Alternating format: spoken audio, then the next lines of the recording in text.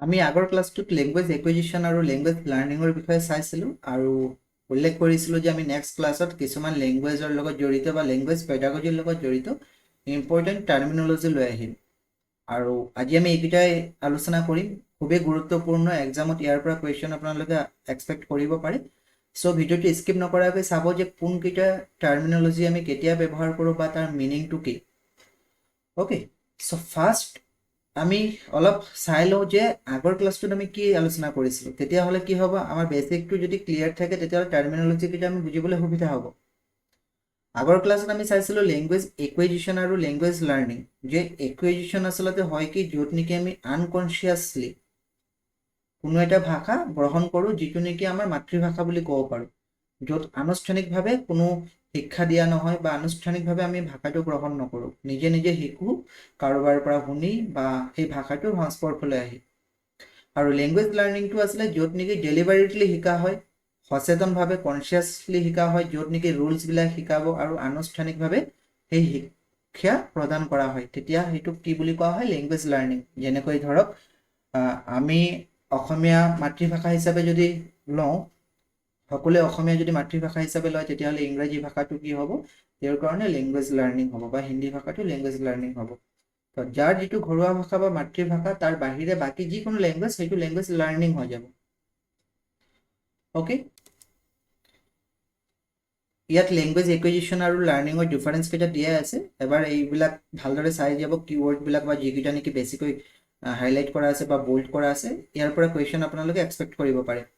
চ' language acquisition আমি পাইছিলোঁ natural, ছাবকনচিয়াছ আৰু ইমপ্লিচিট, য'ত নেকি লেংগুৱেজ লাৰ্ণিংটো হৈছিলে ফৰ্মেল, কনচিয়াছ আৰু এক্সপ্লিচিট। সেই ইমপ্লিচিট আৰু এক্সপ্লিচিটটো মনত থ'ব। তাৰপিছত লেংগুৱেজ একুইজিশ্যনটোতো ইনফৰ্মেল হয়, লেংগুৱেজ লাৰ্ণিংটো ফৰ্মেল হয়। লেংগুৱেজ একুইজিশ্যনত এটিটিউডৰ প্ৰয়োজন হয় বা এটিটিউডৰ ওপৰত ডিপেণ্ড কৰে। লেংগুৱেজ লাৰ্ণিংটো আকৌ এপ্টিটিউডৰ ওপৰত ডিপেণ্ড কৰে। চ' এটিটিউড আৰু এপ্টিটিউড দুইটা মনত থ'ব। দেন মেইনলি যি ফাৰ্ষ্ট লেংগুৱেজ হয় বা মাদাৰ টাং হয় সেইটো লেংগুৱেজ একুইজিশ্যন হয়, আৰু ছেকেণ্ড বা ফৰেন লেংগুৱেজটো লেংগুৱেজ লাৰ্ণিং হয়। ইয়াত অসমীয়াটো দিয়া আছে, এবাৰ এইটো চাই ল'ব পাৰিব। চ' আজি আমি যিকেইটা টাৰ্মৰ কথা কৈছিলোঁ সেই টাৰ্মকেইটা কি কি, সেই টাৰ্মকেইটা প্ৰথমটো হৈছে ফনিম। খুবেই গুৰুত্বপূৰ্ণ, ইয়াৰ পৰা কুৱেশ্যন বহুতবাৰ আহিছে চিটেটত বা বেলেগ বেলেগ টেটত। ফনিম মানে কি, ফনিমক আমি অসমীয়া যদি প্ৰতিশব্দ চাওঁ তেতিয়া আমি ধ্বনি একক বা ধ্বনি মূল বুলি ক'ব পাৰোঁ। ঠিক আছে, ফনিমৰ একক হৈছে কি, প্ৰতিশব্দ হৈছে ধ্বনিমূল। চ' ফনিম হৈছে স্মলেষ্ট ইউনিট অফ চাউণ্ড। মনত থ'ব, ফনিমটো ৰিলেটেড টু চাউণ্ডৰ লগত, শব্দৰ লগত নহয়, বৰ্ণৰ লগত নহয়, সেইটো চাউণ্ডৰ লগত। ঠিক আছে, a phoneme is the smallest unit of sound in a language that can distinguish the meaning of one word from another. A phoneme does not have meaning by itself. ফনিমৰ নিজৰ কোনো মিনিং নাথাকে। আৰু ই কি কৰে, এটা ফনিমে কি কৰিব পাৰে, বেলেগ শব্দৰ সৃষ্টি কৰিব পাৰে বা এটা শব্দক আন এটা শব্দৰ পৰা পৃথক কৰিব পাৰে।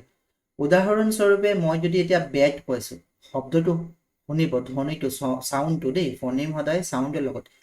বেট বুলি কৈছোঁ, বে চাউণ্ডটো শুনিছে নহয়, বে চাউণ্ডটো শুনিছে, এই বে চাউণ্ডটো হৈছে এটা ফনিম। কে বুলি কোৱাৰ লগে লগে কে চাউণ্ডটো শুনিছে, সেইটো হৈ গৈছে ফনিম। অৰ্থাৎ বে চাউণ্ড লগাৰ লগে লগে সেইটো বেট হৈ গ'ল, আৰু কে চাউণ্ড লগোৱাৰ লগে লগে এইটো কেট হৈ গ'ল, অৰ্থাৎ বেলেগ শব্দ হৈ গ'ল। চ' ফনিমে কি কৰে, এটা শব্দৰ অৰ্থ আন এটা শব্দৰ পৰা পৃথক কৰিব পাৰে মানে। অ'কে, ক্লিয়াৰ হ'ল? যেনেকৈ ইয়াত চাওক, বেটটো এইটো যিটো উচ্চাৰণ সেইটো চাউণ্ডৰ, আচলতে এই বেট এইটো হৈছে ফনিম। ফনিমটো আমি শব্দৰে লিখিব নোৱাৰি, সেইটো হৈছে চাউণ্ড, কিন্তু ফনিমটো হৈছে ধ্বনি, আৰু যাক ধ্বনি একক বুলি কোৱা হয়, smallest unit of sound. Okay, মনত থ'ব। তাৰপিছত হৈছে কি, ফনিমৰ পিছত হৈছে ফন'লজি, যাক আমি ধ্বনি তত্ত্ব বুলি কওঁ। ফন'লজি হৈছে লিংগুইষ্টিক্সৰ সেইটো ব্ৰাঞ্চ যিটো ব্ৰাঞ্চত নেকি চাউণ্ডৰ বা স্পীচ চাউণ্ড বা ফনিমছৰ বিষয়ে অধ্যয়ন কৰা হয়। ধ্বনি তত্ত্ব হৈছে ভাষা বিজ্ঞানৰ সেই শাখাত য'ত ভাষাৰ ধ্বনি আৰু সেই ধ্বনিসমূহ কেনেকৈ সংগঠিত হয়, ব্যৱহৃত হয় বা নিয়ম অনুসৰি শব্দ গঠন কৰে, এই বিষয়ে অধ্যয়ন কৰা হয়। অৰ্থাৎ ফনিমছৰ বিষয়ে অধ্যয়ন কৰিলে সেইটোক কি বুলি কোৱা হয়, ফন'লজি বুলি কোৱা হয়। যেনেকৈ ধৰক মই পিন বুলি কৈছোঁ বা পি যদি আঁতৰাই মই বি বুলি কওঁ, বিন, পিন আৰু বিন, অৰ্থাৎ দুইটাৰ মাজত কি হৈছে এতিয়া পাৰ্থক্য আহি গৈছে, য'ত নেকি এটা অকল পি আছিলে ফনিম, এটা বি আছিলে, কিন্তু শব্দ দুটাৰ অৰ্থ বেলেগ হৈ গৈছে। চ' কি হয়, এই যে অধ্যয়ন কৰে সেইবিলাকেই, যে কেনেকৈ সংঘটিত হৈছে, ব্যৱহাৰ কেনেকৈ হয়, নিয়ম অনুসৰি যি গঠন হয়, য'ত অধ্যয়ন কৰা হয় এইটো ফনলজি বুলি কোৱা হয়, যিটো ব্ৰাঞ্চত অধ্যয়ন কৰে। ফনিমৰ পিছত আহিব মৰফিম, যাক আপোনালোকে ৰূপগ্ৰাম বা ৰূপক বা ৰূপিম বুলি পাব পাৰে। মৰফিম হৈছে smallest meaningful unit of language. Smallest meaningful unit হ'ব লাগিব। It may be a complete word or a part of word that carries meaning. অৰ্থাৎ কুৱেশ্যন যদি আহে যে smallest meaningful unit of language, তেতিয়াহ'লে আমি মৰফিম ক'ম।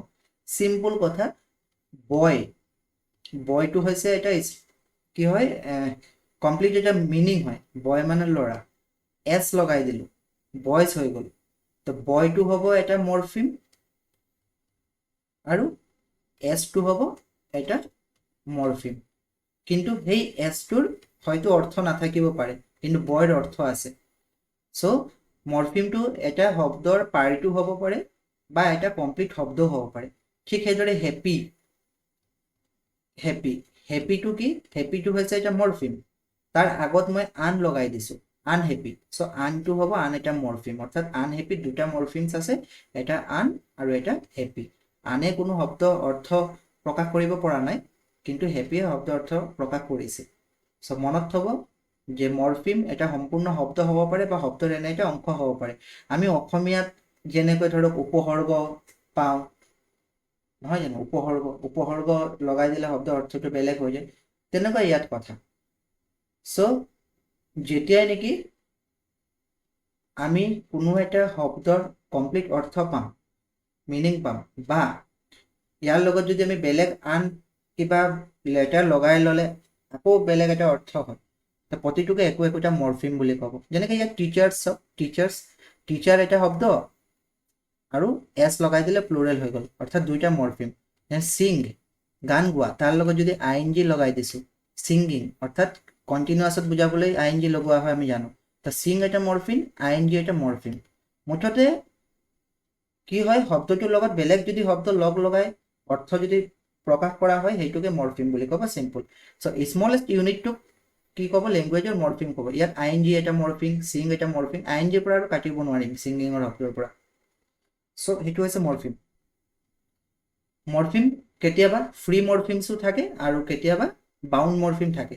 ফ্ৰী মৰফিম কোনবিলাক, যিবিলাক নেকি অকলে বহিব পাৰে, can stand alone as a word, যেনেকৈ কেট, কেটটো এটা মৰফিমেই হয় কাৰণ এটা শব্দ হয়। কেটৰ পৰা আৰু মেকুৰী বুজাবলৈ আমি টিটো কাটিব নোৱাৰিম, চি এ হ'লে নহ'ব বা চি হ'লে নহ'ব। চ' কেটটো হৈছে এটা মৰফিম। কিন্তু যদি আমি কিছুমান শব্দ ব্যৱহাৰ কৰিবলৈ অন্য শব্দৰ সহায় ল'বই লাগিব, তো সেইবিলাকক আকৌ কি ক'ব, বাউণ্ড মৰফিম। যেনেকৈ ধৰক UN, RE বা ING অলপ আগত কৈছিলোঁ যে ছিংগিং, চ' ING অকলে বহিব নোৱাৰিব, তাৰ লগত আমি প্লে দিব লাগিব, তাৰ লগত আমি চিং দিব লাগিব। চ' এই যিবিলাক নেকি অকলে বহিব নোৱাৰে, বেলেগ শব্দ লাগিবই, সেইবিলাকক বাউণ্ড মৰফিম বুলি কয়, আৰু যিবিলাক নেকি অকলে বহিব পাৰে সেইবিলাক হৈছে ফ্ৰী মৰফিম। দেন চিমেন্টিক্স, চিমেন্টিক্সৰ অসমীয়া প্ৰতিশব্দ হৈছে অৰ্থতত্ত্ব। Semantics is the branch of linguistics that studies the meaning of words, phrases, sentences and expression. ভাষা বিজ্ঞানৰ সেইটো শাখা য'ত নেকি শব্দগুচ্ছ মানে আমি কি ক'ব পাৰোঁ, বাক্যাংশ বুলি ক'ব পাৰোঁ, বাক্যৰ অংশ, আৰু তাৰপিছত বাক্য আৰু অভিব্যক্তিৰ অৰ্থ অধ্যয়ন কৰে। অৰ্থাৎ ভাষাৰ অৰ্থ আৰু অৰ্থ প্ৰকাশৰ পদ্ধতিৰ অধ্যয়নক অৰ্থতত্ত্ব বা চিমেন্টিক্স বোলে। মানে মিনিং অফ ৱৰ্ডছৰ মিনিংটোৰ ওপৰত বেছি গুৰুত্ব দিব। যেতিয়া চিমেন্টিক্স পাব সদায় মনত থ'ব যে মিনিঙৰ ওপৰত বেছি গুৰুত্ব দিব। ইয়াত লিখাও আছে চাব, ৰিমেম্বাৰ চিমেন্টিক্স মানে মিনিং। কনফিউজ নহ'ব, য'ত নেকি ফনেমৰ বিষয়ে অধ্যয়ন কৰিছিলে সেইটো হৈ গৈছিলে ফনলজি, আৰু যদি মিনিঙৰ ওপৰত অধ্যয়ন কৰে, semantics is the branch of linguistic that studies the meaning of words. বিশেষকৈ মিনিং থাকিব, ফ্ৰেজৰ মিনিং হ'ব পাৰে, চেণ্টেন্সৰ মিনিং হ'ব পাৰে, এক্সপ্ৰেছনৰ মিনিং হ'ব পাৰে। মিনিংটো যদি অধ্যয়ন কৰে তাকে চিমেন্টিক্স বুলি কোৱা হয়।